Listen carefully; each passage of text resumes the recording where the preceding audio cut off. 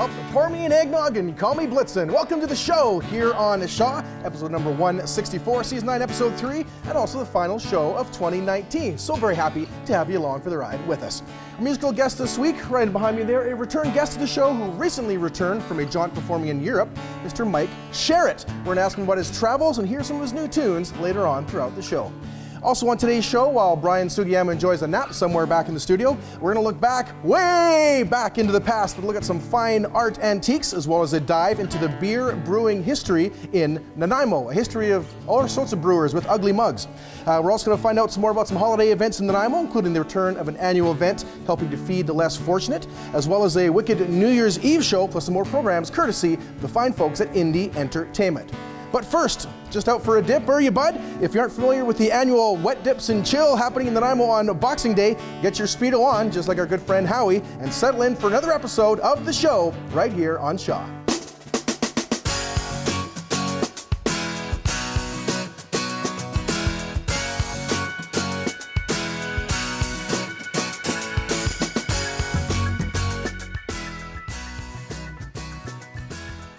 Thank you so much, Matt. Interesting enough, it's hard to believe we are almost at the end of the year. And for a lot of us, last New Year's, we probably had a long list of things we wanted to do. Well, I'm here to tell you, if you haven't crossed that really cool thing off your bucket list, this is the event for you to do before the new year rings in. My guests today are Brad Ney from the Frank Ney Memorial Polar Bear Swim, and he is the Polar Piper, and his son, Bradley Ney. Welcome. Hello. Please.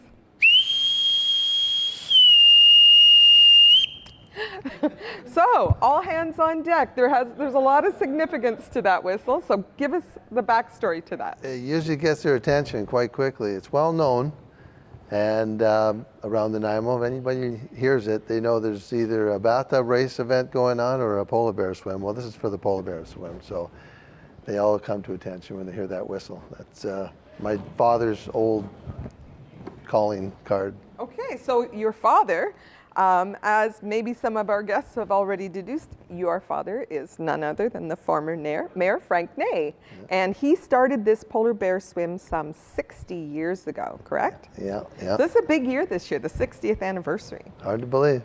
So how old were you when you took your first polar bear swim, Brad? That's a long time ago. I can only recollect probably around 12 or 13. Okay. And so, Bradley, you're joining your dad here tonight because you are also a participant in the annual swim. I am. So when did you take your first swim? Well, I took my first swim when I was about 9, and it was just a swim. There's not much more to talk about. It was very cold, but there's not much more to tell. Okay. So Bradley's brought up a good point. It's cold on Boxing Day. So what can people expect when they head down to Departure Bay Beach? Well, they expect to get dunked in the water. We'll have a bonfire down there. There'll be coffee, prizes, bananas. They give out bananas and all kinds of things. You'll see a Hawaiian band down there, headed by now Paul Gogo, who took it over from his father. Kenny Gogo used to go down there, and he had some girls in Hawaiian skirts and playing Hawaiian songs, and then the bagpipes came in, and then everybody had to play in B flat. But now Paul's taken over that Hawaiian band that I used to play in. So this is a very fun family festive event, and I believe we have some photos that we can look at, some of the history of the event. So tell me, what am I looking at here? Oh, you're looking at all kinds of things. You're looking at that's the Hawaiian band, and there's part of our pirateering going on. And there's my dad's shooting off fireworks and so on and so forth, flare guns. You've got all kinds of things in the event. There's more pirateering going on there. Yeah. So the event does tie in then with the annual bathtub day races as well. There's a pirate theme, but I've heard that there's lots of different kinds of costumes. So Bradley, tell me, what kind of costumes have you worn to the polar bear swim? Well, last year I wore kind of a Canucks outfit, and this year I'm kind of planning to go for a really crazy one. I'm going to go as Cinderella. Oh. All right. And so are you Prince Charming then, Brad? I'll be wearing a pirate outfit. They put me in charge with the megaphone and the sword and the whistle and the getting people to follow wherever I go, or keeping the event going. All right. Yeah. Now, this event is not only about fulfilling something really challenging on our bucket list. This event actually is a fundraiser in the community, and it's sponsored as well. So tell me a little bit about that. Well, we sponsor the Shelter Foundation. Roll the Page and I'm Realty sponsor the Shelter Foundation. Any money that's raised through that goes to the Haven House. So that's what we do. So is there any fee associated with the event too? No fee at all. Just sign up, and that's all you have to do. Come down. Do you sign up on site, or Yeah. do you? Okay, so it's not like we go to a website or anything in advance. No. No. No, Okay, sign but up. if you want to see the pictures afterwards, I'm sure we'll find them on Facebook, right? You can find it on the Facebook, probably Facebook for sure. Okay. Yeah. So did you ever take a dip with your grandpa? Well, I wasn't here when my grandpa was alive. He died in '92 after a severe brain tumor, I'm pretty sure. And there's not much to tell. Okay. How about, age-wise? What are we looking at? What age brackets are we looking at, Brad?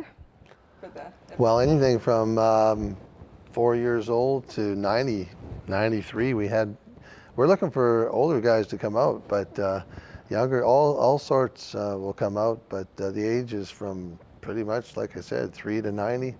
And I think we had a 92er 1 year. And he was escorted by a couple of nice, good-looking girls in bikinis. That's how he said he got inspired to come down there. But he stayed in the water for quite some time. And I forgot his name, but we got it on record. Oh, that's pretty cool. Now, I know you also have a major role to play when it comes to music. So you've brought your music with you tonight. So you're going to give us a little bit of an example of the kind of music that you play for the event? Well, mostly it's all Hawaiian, and all kinds of recognizable tunes and so on that they play. But the most popular one is the ukulele song that we play on the ukulele, and it's called the Ukila. But we kind of revived it a bit, and it sort of, we sort of revived it a bit. Well, I'll let you wrap up our segment with your tune. Everybody loves the hooky loud, the hooky, hooky, hooky, hooky, hooky loud. Everybody loves the hooky loud, with the moo-moos and the cow-cows and the luau's.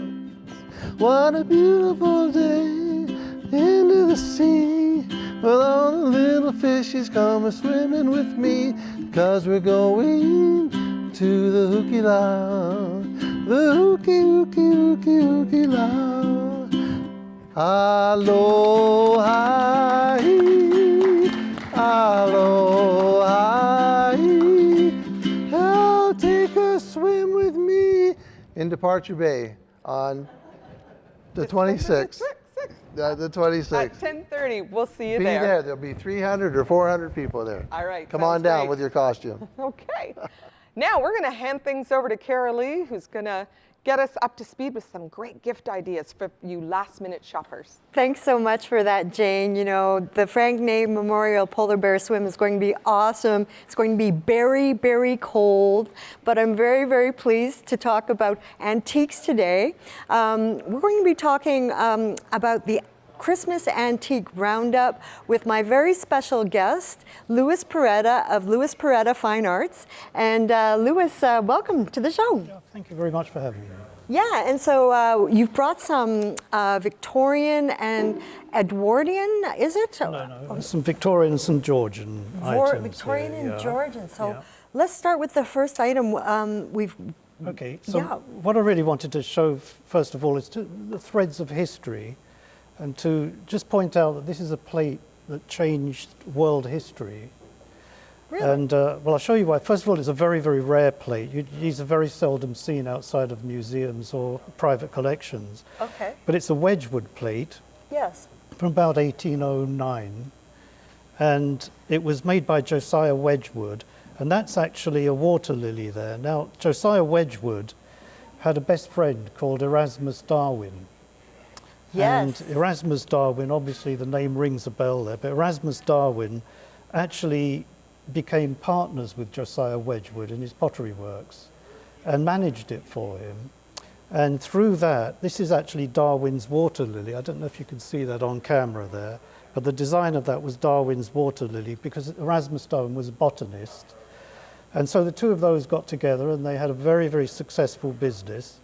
And when Erasmus died, he left his wealth to his son Robert. And Robert had Charles Darwin as a son. The very famous Charles Darwin, yeah. Who was indulged because they became very, very wealthy through the Wedgwood pottery works. And that's how they were able to go to schools of higher learning and to eventually become the biologist that he did and do the work that he did. So rather interestingly, sorry to interrupt you there. No, go on. Rather interestingly, this is Darwin's, the first edition, American edition of Darwin's Descent of Man. And this dates to 1872. Now, Darwin died in 1880, but this is a very, very rare set of books here. And actually, this was owned by Erasmus Bates, who was an American general and politician. So these are his copies here. Wow.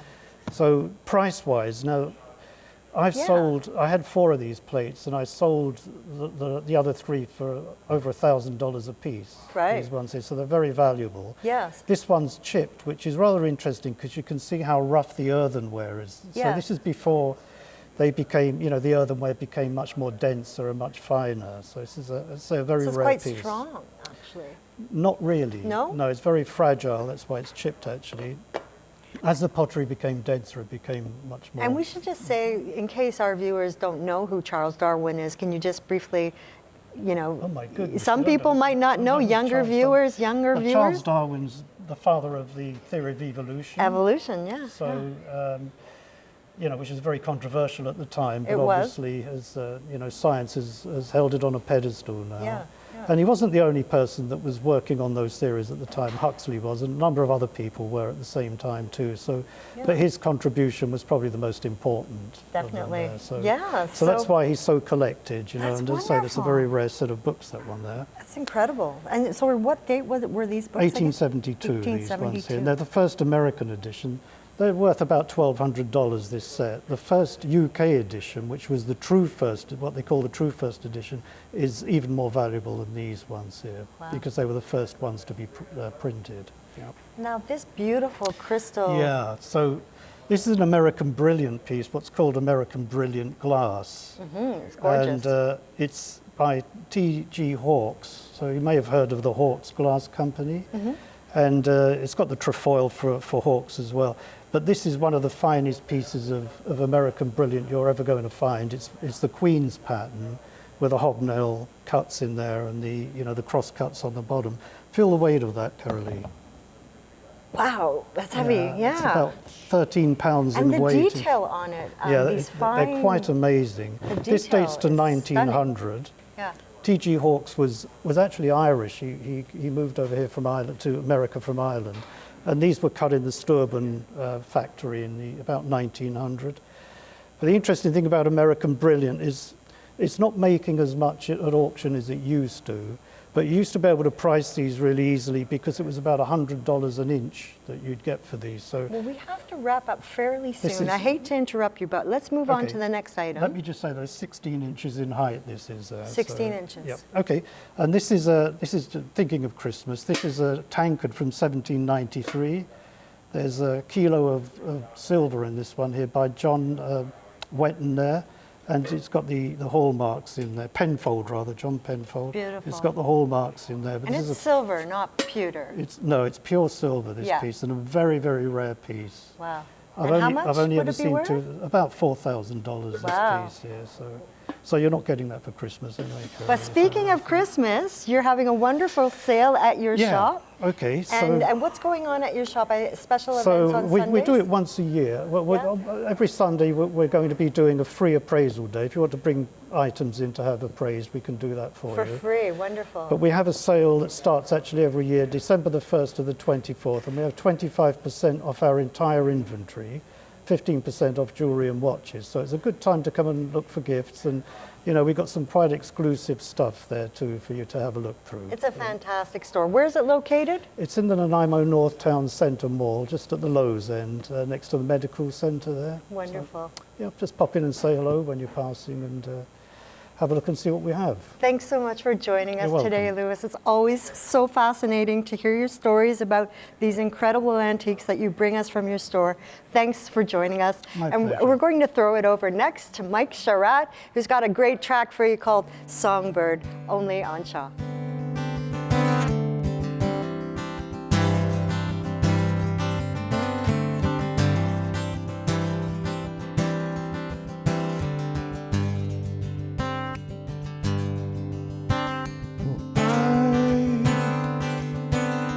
I broke my wing.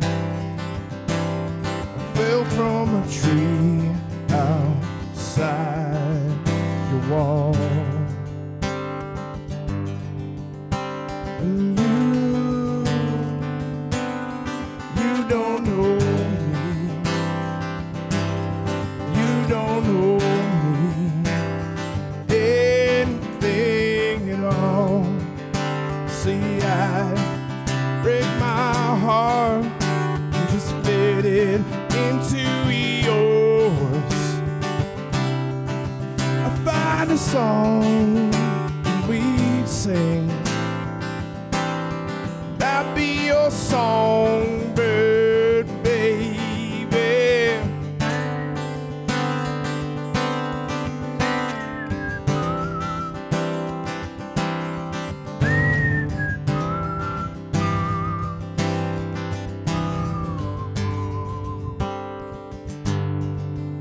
Well, if they go my way, I spend every day hopping along beside you, babe. And you might sing along to each of my songs. Yeah, you'd smile and sway, and I break my heart, just fit it into yours. Find a song we'd sing, and I'd be your songbird, baby.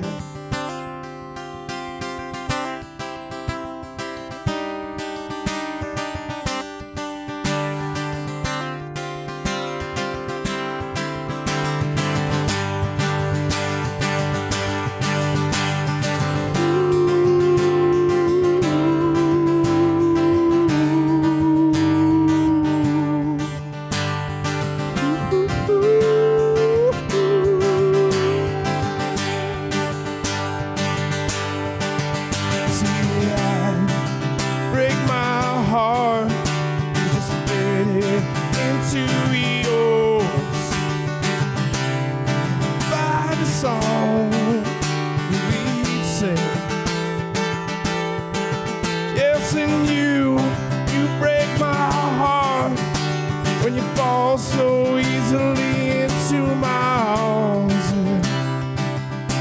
found our song, let's sing. I'll be your songbird, baby. Won't you be my little songbird, baby?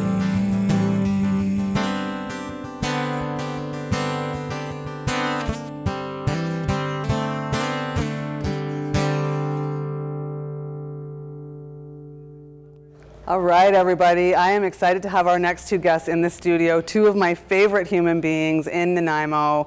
I've got Sydney Needham and Jona Kristinsson, both from Indie Entertainment. Jona is the CEO, and Sydney, you're the manager. That's right. That's so cool. Welcome. Thanks for coming tonight. Thanks for having us, Beauty. Yeah, so we have a few minutes to talk about some exciting things that are coming our way. One of the biggest and most sort of exciting things, because it's kind of coming up and wrapping up our new year, is New Year's Eve with the Femme Fatales. How exciting is that? It is great to be doing another production with the Pride Society once again. We are absolutely thrilled to be home and in town, so we don't have to travel anywhere, and party with some of the funnest people in town. I mean, come on. Yeah, for sure. You know? The Femme Fatales have always been a big supporter of Nanaimo Pride. Indie Entertainment actually has partnered with Nanaimo Pride Society, and so every Pride Festival we get to have you up on that main stage powering the entertainment and busting out the vocals, and what better way to start off the Pride year than having you guys there from the get-go. That has always been one of our favorite shows to do, right, Sydney? Any excuse for us to be completely covered in glitter from basically head to toe, and we are gonna take it. You better believe it. I love it. It's a glitter competition, really. It is. It's great. So New Year's is going to be pretty sparkly this year, I tell you that. It is. And so there's no theme to this event. It's come as you are. It is just New Year's Eve with the Femme Fatales. It's going to be at the Wellington Community Hall from 8 p.m. till 1 a.m. Your tickets are $25 in advance and available on Eventbrite, also at Sheer Agony Barbershop in Terminal Park Mall, and Fitz Avenue Lingerie on Fitzwilliam Street.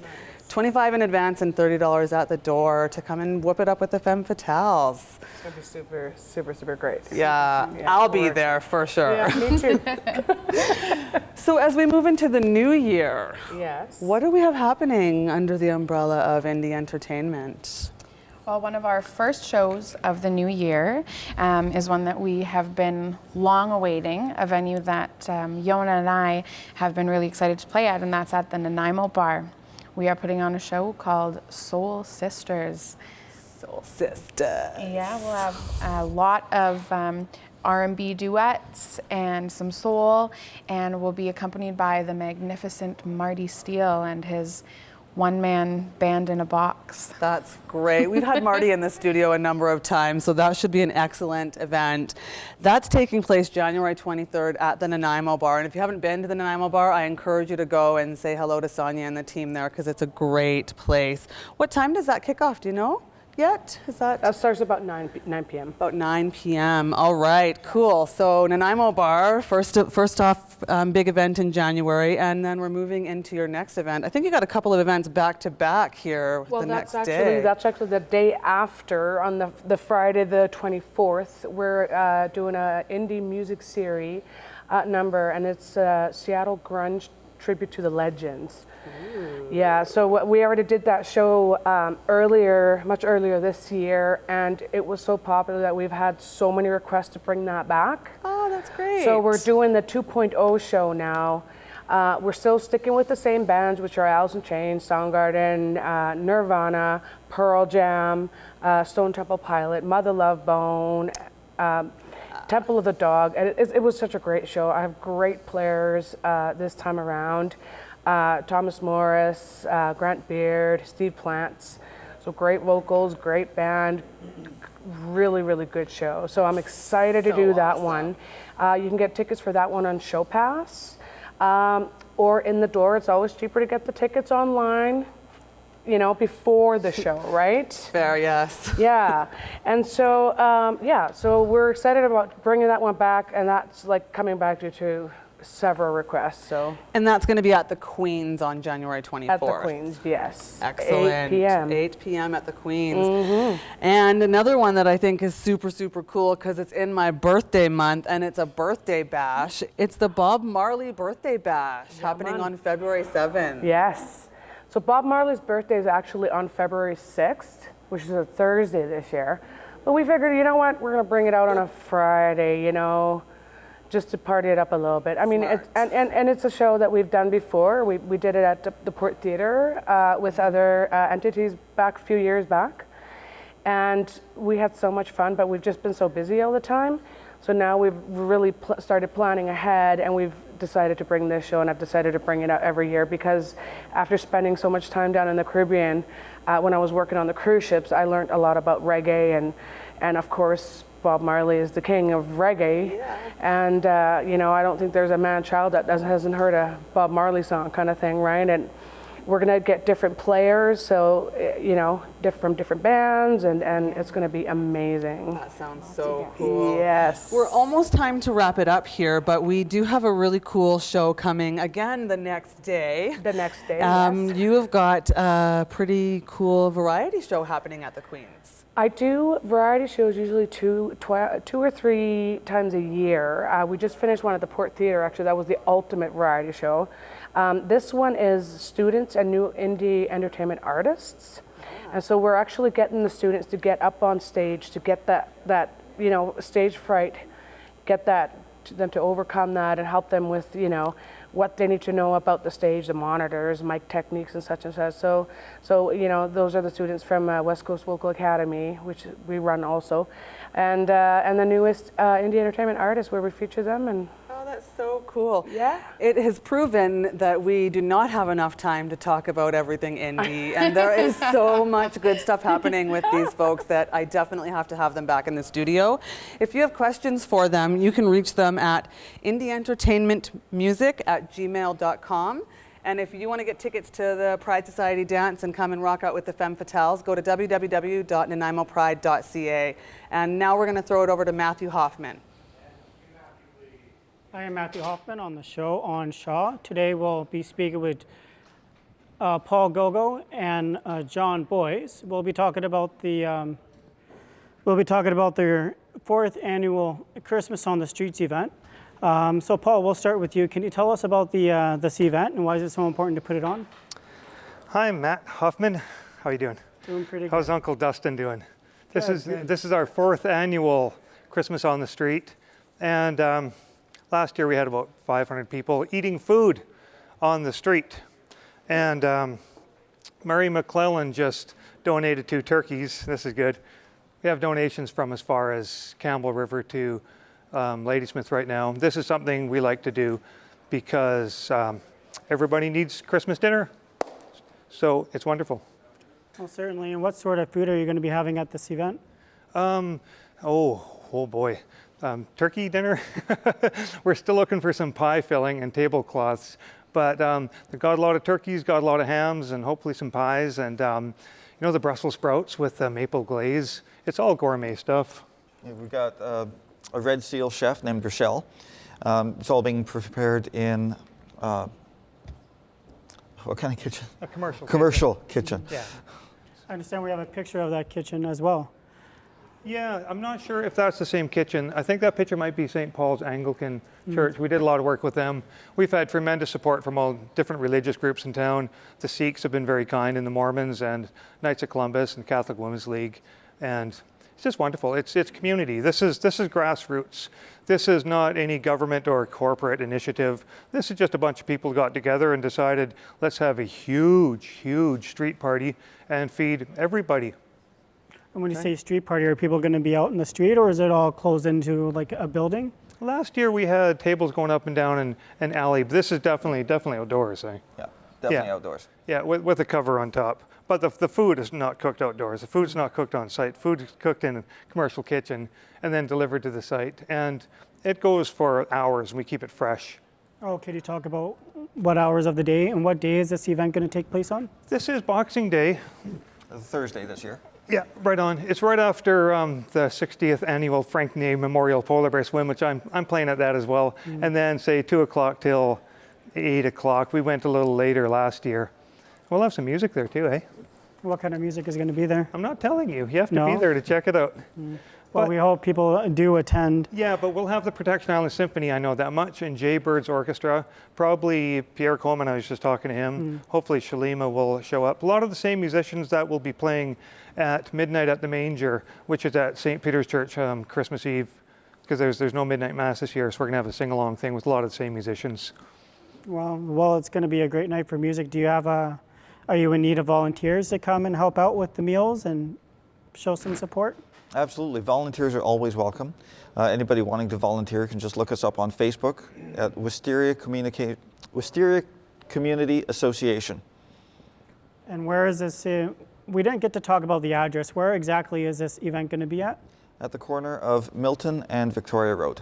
Okay. And let's see. How many volunteers do you need for say? I'm one of the newest people to join. He's done it for 4 years now. There's still a couple spots for musicians, I know that. I think there's a couple openings there. And there's always room for people helping, greeting or cleaning up. You know, everyone in our association has our food safe. I don't do any serving myself, but there's always room for help. You know, and the least of it is, you don't have to, even if you don't want to help, it's good fellowship. That's the greatest thing is, like, especially this time of year, is bringing people together, and so everyone can kind of be with each other, right? Absolutely, everybody, and no one's turned away. This event is for everybody, and you know, I believe the fellowship is really the main thing. There's a lot of people that don't have the perfect Christmas. There's a lot of people that don't have anything to look forward to other than what they're finding that day, you know? I mean, what I'm saying is it's for everyone. We're all about, you know, human dignity and human decency and certainly feeding the poor. And but it's not just for the poor, it's for everyone. There's also the working poor, you know, and some people don't get a big Christmas dinner. And this is a fabulous, fabulous gourmet, gigantic dinner, and it's free, and the fellowship, chance to hang out with your fellow people, you know, spread some Christmas cheer, you know. No matter how many people and organizations do this, there's still never enough. So we're doing all we can. Well, certainly. Well, it's great to see everyone come together. I'm excited for this event. Awesome. It's most certainly all about, like you said, fellowship, right? Yeah, and tons of fun.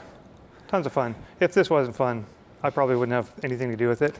And you know, and if someone else was doing it, then we wouldn't be doing it because it'd already be done. We feel there is a need for this in this community, and we're happy to share with everyone.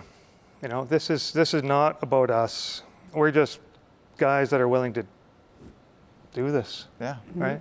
Any way we can to help. It kind of gives a chance to everyone come and hang out as well, right? Yeah. Yeah. So have some fabulous, awesome gourmet food, some lovely fellowship, and some mediocre entertainment, and you're set for a good vibe for the day. That's great. Well, we do want to thank you two for coming onto the show. I want to thank you. Thank you for having us. Thank you. We are gonna wrap up now. We'll now listen to a song by Myc Sharratt, Celestial.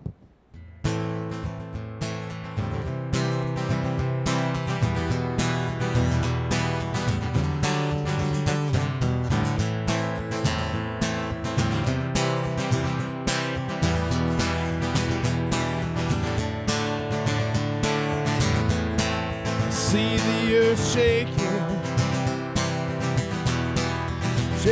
in her veins.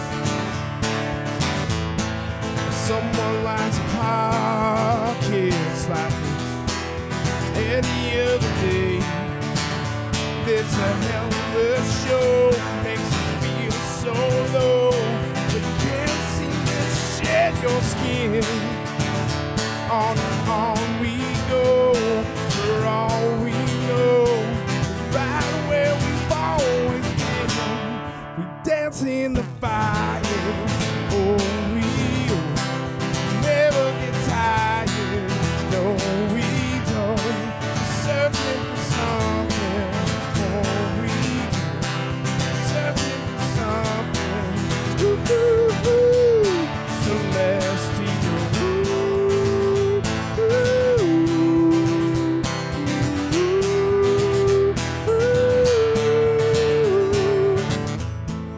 Let's pack up the wagon, head into the woods. As our ghosts have grown tired tired of doing all we could. Let's have a show, makes you feel so low. Can't seem to shed your skin.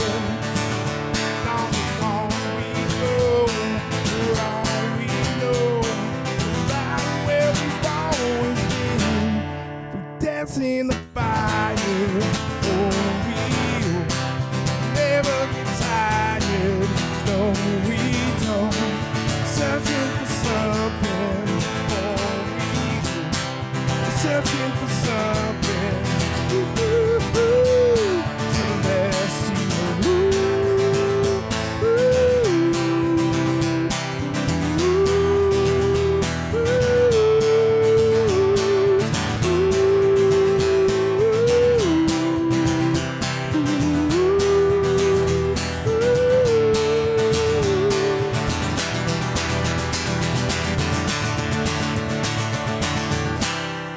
Keep getting closer every night.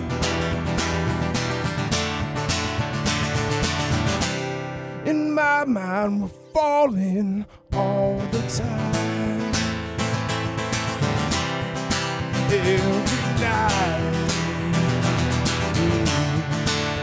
They call it love, but I don't know love. I don't think so. Love is where we are.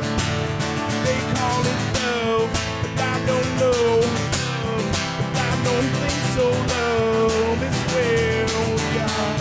We dance in the fire, oh we will never get tired, no we don't. We're searching for something, oh we will, searching for something celestial.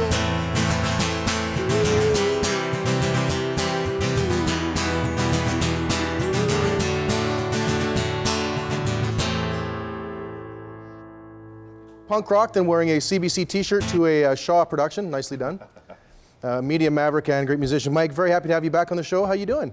Great, thank you for having me. I'm very happy to have you back here in Nanaimo after a jaunt traveling around Europe. How was that?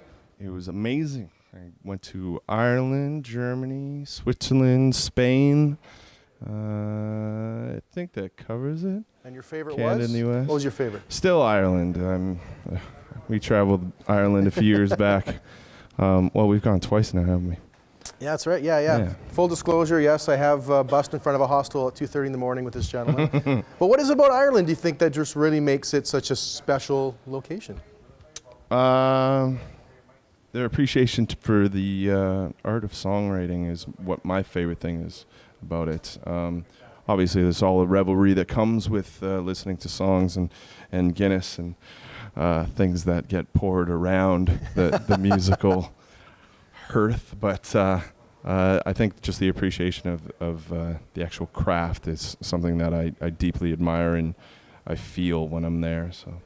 I've definitely seen a lot of this developed craft through your new album, Hide in the Light, which I know you've been touring in support of. All the songs you've heard today from that album, is that correct? Yes. Yeah. All right, and was there any sort of impetus or inspiration behind that album in particular?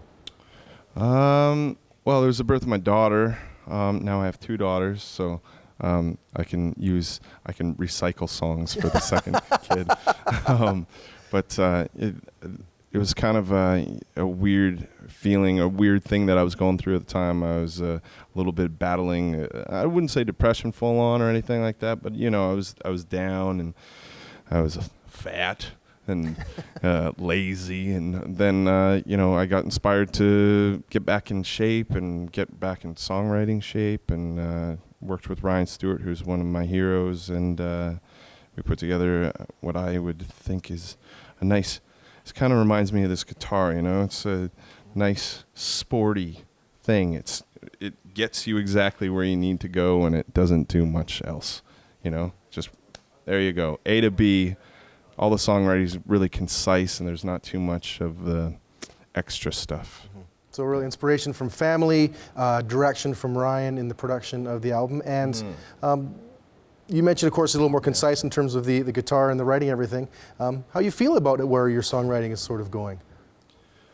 I feel good about it. It's a bit of a weird thing to not see commercial success, but know that success comes in many forms. So, you know, playing shows to 80 or 100 people that I've never met in Germany, that's a huge success for me. And I need to remember that when I'm not necessarily getting a song on the radio, or, you know, I'm not hanging out with Shawn Mendes or something like that.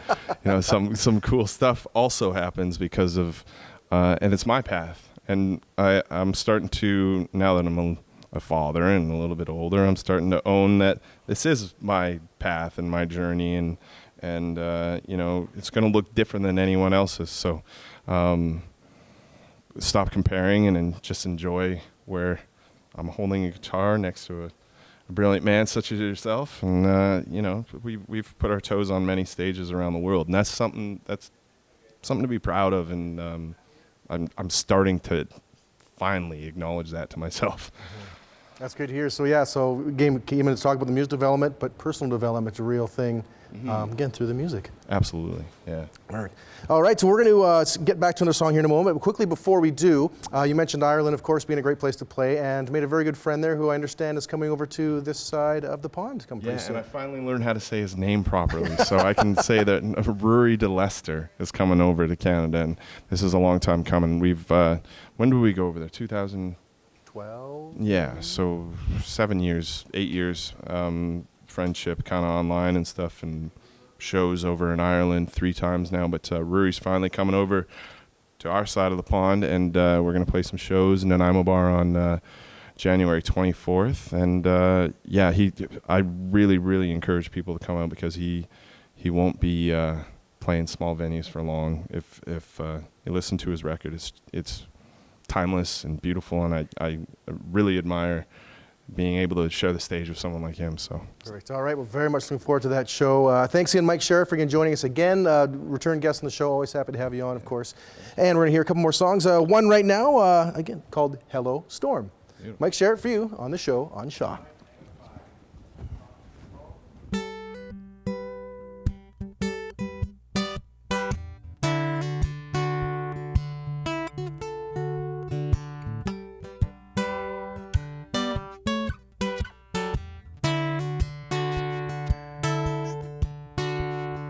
Hello, storm, I believe I've been waiting on you.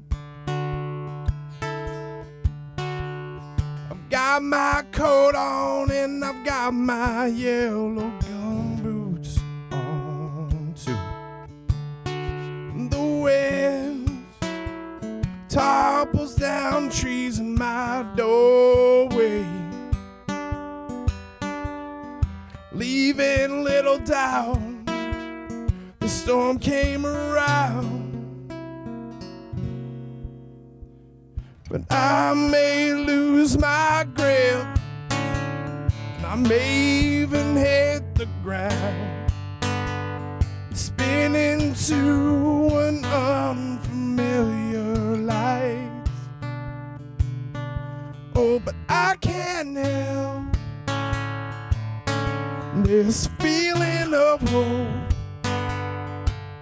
Not even losing love has ever done enough to change my heart. So hello, storm.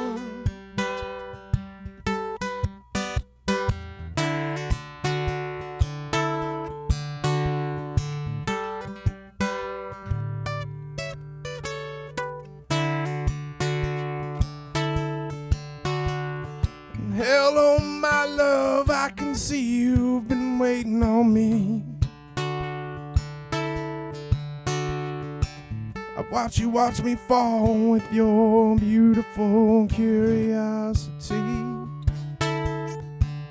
In your eyes, yeah, they knock down everything inside me, leaving no doubt you came around. Well, I may grip. I may even hit the ground and spin into an unfamiliar light. Oh, but I can't help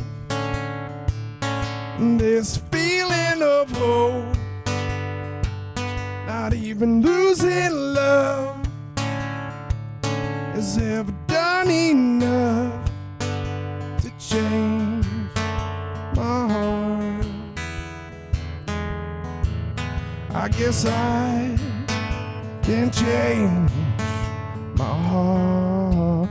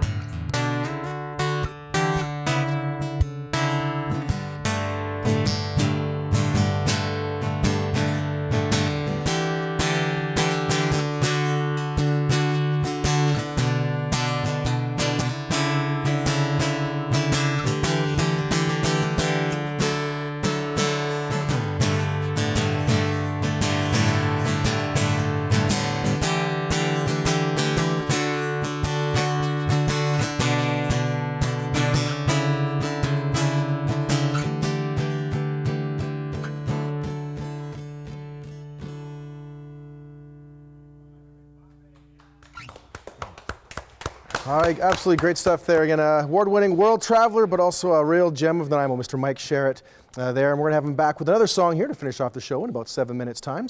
But first, as this is the last show of 2019, the producer let me sort of choose whatever subject I wanted to talk about for the last segment. So a segment very near and dear to my heart, beer, but in particular, look at the brewing history here in Nanaimo. So also very happy to welcome now to the show, wonderful writer, director of the Nanaimo Craft Beer Society, and a beer historian, Mr. Sean Enns. Sean, welcome to the program. Thanks, Matt. Nice to be here. Very glad to have you here. All right, so are you a historian first and foremost, or a beer fan first and foremost? I think it was a beer fan first and a historian second. So I'm always trying to find new and interesting ways to tell stories about beer. I think being a storyteller, you're trying to find what's new and interesting about beer, but you're also trying to find out what's old and interesting about beer. And so I'm going to talk about two particular stories today, or two breweries in BC. So we have quite a colorful past of brewing history. The first one that most people will be really familiar with is going to be Union Brewing.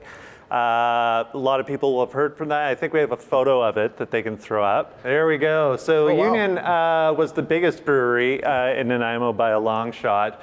They were the only brewery to have refrigeration. They had a copper kettle that they had shipped over from the UK. So what that allowed them to do was to chill lagers. Lagers need to be made at a colder temperature, so they could actually provide cold lager to people. And with the copper kettle, they could do sweeter beers.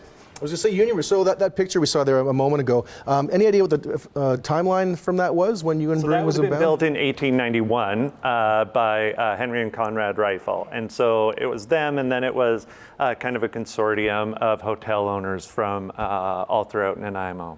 Oh, wow. Aldermen and other brewers. And so a number of people, obviously Nanaimo was pretty small back then. We still drank a lot of beer, but it was pretty small. But they did, you did see these people with money and these people involved in many different businesses. I was going to say, we've got here also, I know we've got a bunch of growlers from, of course, all the current breweries here in Nanaimo, but also this bottle right here. Tell us a bit about the story of this bottle here, since it looks like it is a Union Brewing bottle. Yeah, that's right. So Union Brewing Company was the only, they are the only ones that you can find artifacts of their bottles from the Nanaimo brewing history. So there were about 8 different breweries in Nanaimo from 1850 through 1930. Union Brewing was the only one that made their own bottles. You can see there, it's got the trademark wheat sheaf on it. So it's got Union Brewing Company Limited, Nanaimo BC. So these were I think these bottles, there's about 5 different bottle styles. This one's probably from the early 1900s. And I think one of the interesting things I want to talk about is a lot of people find these old bottles and it says right on the bottom, this bottle not for sale. So it's kind of counterintuitive, really. It does, right? So that doesn't mean that they couldn't sell bottles. And I think we have another photo to show up.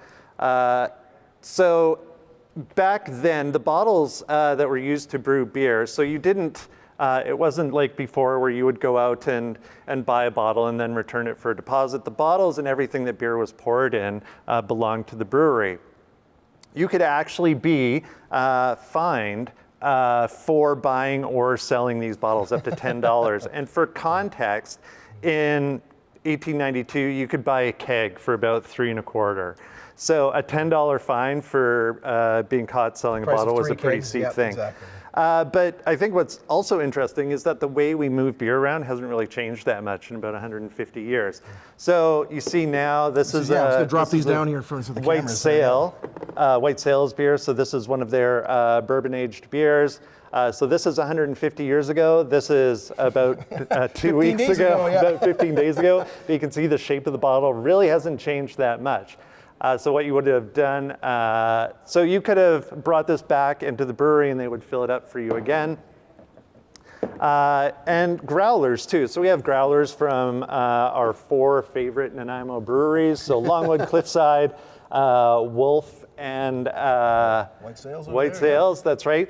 So today, what you can do is if you have one of these, you can walk into any brewery, you can fill it up for about $6 or $8 or $10. You take it home, rinse it out, take it back, and they'll fill it up again. It was very much the same back in the late 1800s, early 1900s, only you would have something like this, an earthenware crock. A lot of them would have like a little spigot or a little hole on the side with a cork, so you could just pop the cork out and pour a beer like that without having to tip it over. So the miners quite infamously would keep these things around, or buckets or something like that. Find some kid who needed a nickel, send him up to the brewery, say, here kid, go fill up my pail for me. The kid would run into the brewery, fill it up with beer, because they drank more beer than water back then, because beer was actually safer, right? easy. It was safer, and beer was easier to come by than, because we didn't have running water when the breweries started. So yeah, you'd fill this up for a nickel, you'd take it back, then you'd rinse it out and take it back in the next day. Right. Some of them are branded, so some of the ones out of Victoria were branded, and yeah, it's fascinating. I mean, there's people that collect all sorts of this stuff. Yeah. So I went to here, we only have a couple minutes left. You had a story about another brewery in Nanaimo called Empire Brewing. That's right. So Empire Brewing wasn't the most famous brewery, but it was probably the longest running brewery. So they started in 1892 and ran until about 1930. The house that Empire Brewing was in, which is on sort of Kennedy and Comox Road, was actually just sold. So it's burnt down. This is the house here. So the house is burnt down, been rebuilt on, and just got sold, I think, about a month and a half ago. Oh, wow. So there's another photo. So you can see this is where they would have pulled the kegs in and out of. Oh, very cool. So it's fascinating. So a really neat story about Empire. Sort of came out, and I found it in a weird book. There's about 2 pages about it in this book, about a schooner that used to come to Nanaimo pretty frequently called the Glory of the Seas. And so there's a story that on a Sunday night, a bunch of the sailors from the Glory of the Seas were off the ship. In Nanaimo at the time, there were laws that you weren't allowed to sell alcohol between 11 p.m. on Saturday night and 5 a.m. on Monday morning. So that was the law, and if you got caught doing it, you could be fined pretty heavily. Yep. These sailors got off the boat, no beer anywhere in sight, all the saloons were closed. They found this brewery up on Comox Road, said, hey, that's not too bad. So they kicked that door that you saw in, went in and just started pouring themselves beer out of kegs. They found some bottles. The story goes that they stole 2 kegs and were rolling them down the street. There was about 9 of them.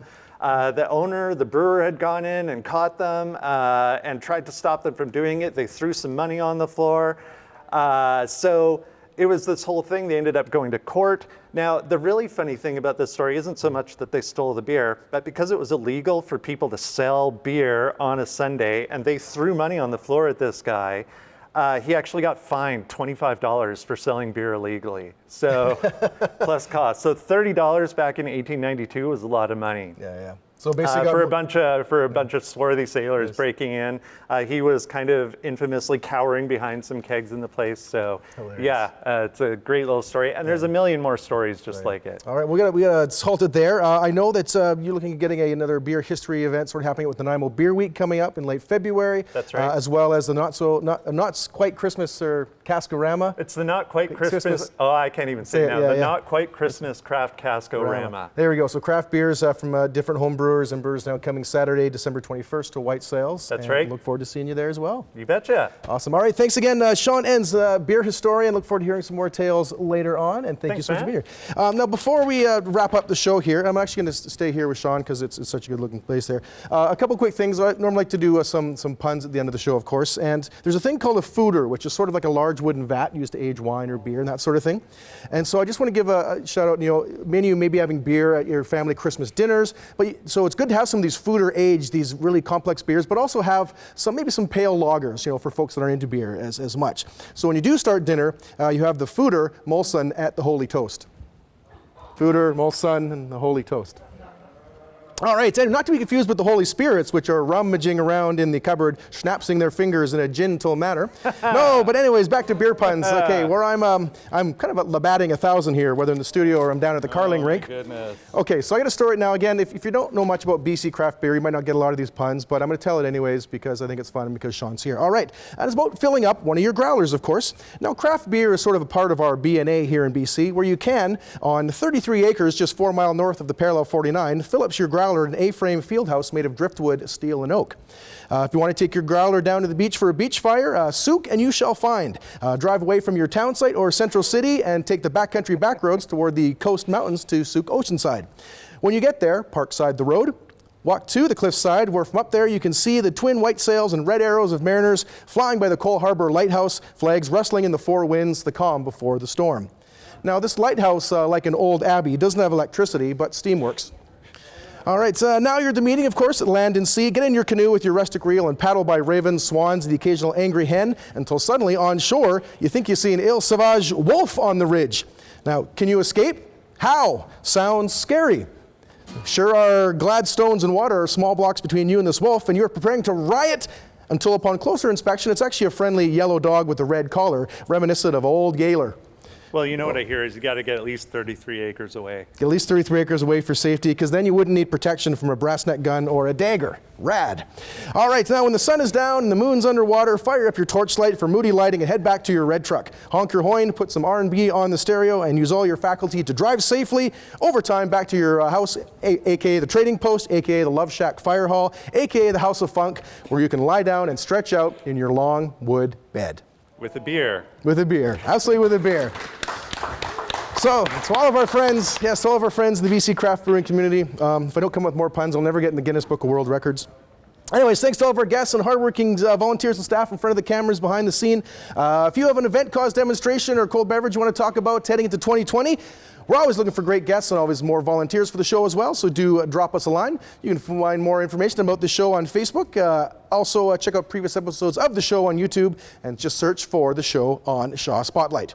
Before we go, though, one more song from Myc Sharratt called Nothing I'd Rather Do, and I got to say there's nothing I'd rather do than wish you and yours all the best for our holidays, Merry Christmas, a great New Year. I got to say, make sure you show love to the people you know and be kind to the people you don't. Happy holidays.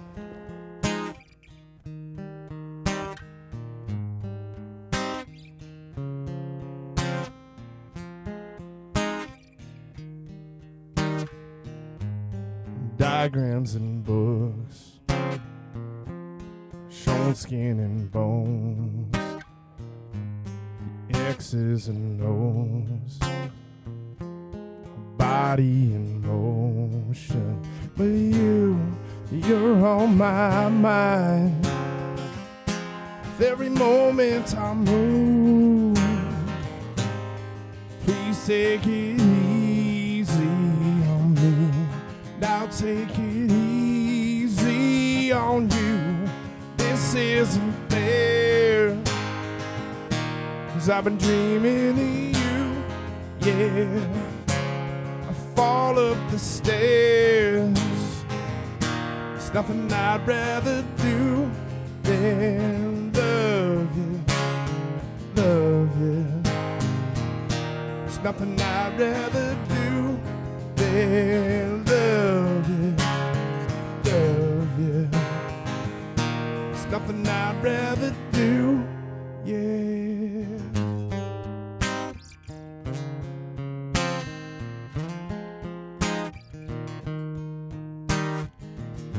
When my time is up, I won't care where my body goes. But while I'm here, I want it next to you, 'cause you're on my mind.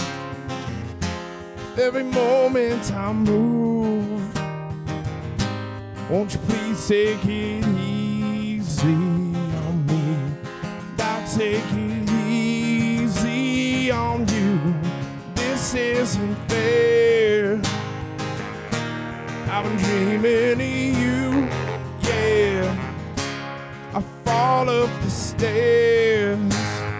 There's nothing I'd rather do than love you, love you. There's nothing I'd rather do than love you, love you. There's nothing I'd rather do, yeah.